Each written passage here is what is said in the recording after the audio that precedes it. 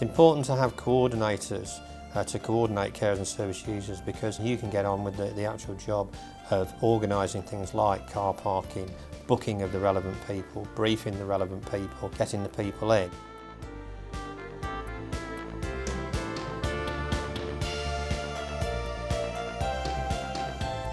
Access, access, access. There's a long distance to go from the car park to here in cold wind, and even just negotiating round the building itself is not easy at all. The first few times that you're asked to come and talk to a big group, that can be quite daunting, but there are, ways around that. For instance, we normally have two of us doing a presentation, and that becomes very natural then, because one of you speaks, and whereas if you were on your own, you'd sort of dry up and think, well, I don't know what to say next. The other person will be listening to you, and into their mind will come related ideas. So they put their 2 pennies worth in, and then it bounces backwards and forwards. Say Christine or someone like a tutor who will be with us, who will make it clear that if there's anything that we don't want to speak about, not to press it, and so on and so on. So we do get a lot of support. It's very important to give a debrief at the end of sessions, because you don't know how deeply they've been affected by this session.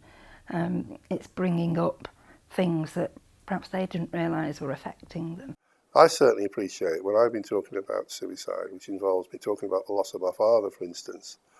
I certainly appreciate having a cup of coffee for 10-15 minutes with somebody at the end, just to settle my feelings down and get myself together again. So it's being mindful of people's needs. Very difficult at the beginning to introduce users and carers to interviews, because academics get together and like to talk in their own jargon and to feel that they have a rapport with each other. But it's better now, I think, because it's actually written into the course. I think they're not just brought in as a sort of token to talk to people or to be there or just to make up the number.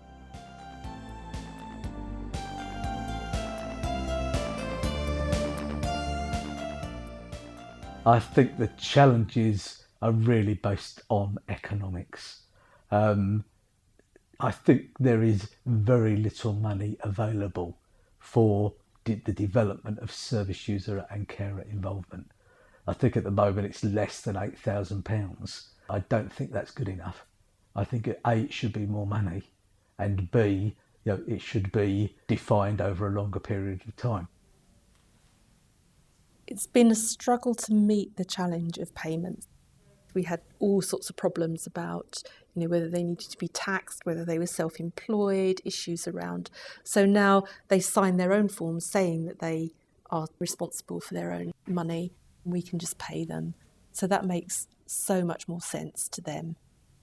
We submit a pay claim form and that gets actioned and we get the money through the post quite quickly.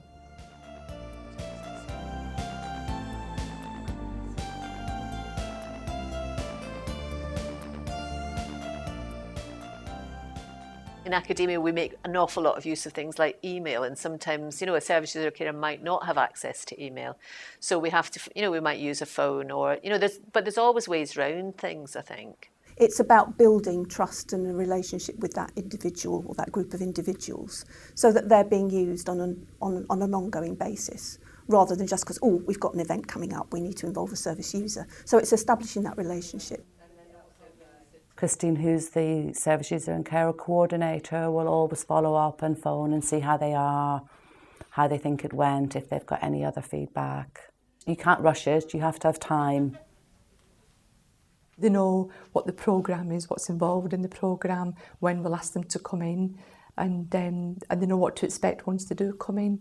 And they can obviously say that they don't want to be involved in that, or they don't want to be involved for as long as that, or with that many students. So kind of support people in a practical and an emotional sense, really, and making sure that people aren't put in situations that they're not comfortable with.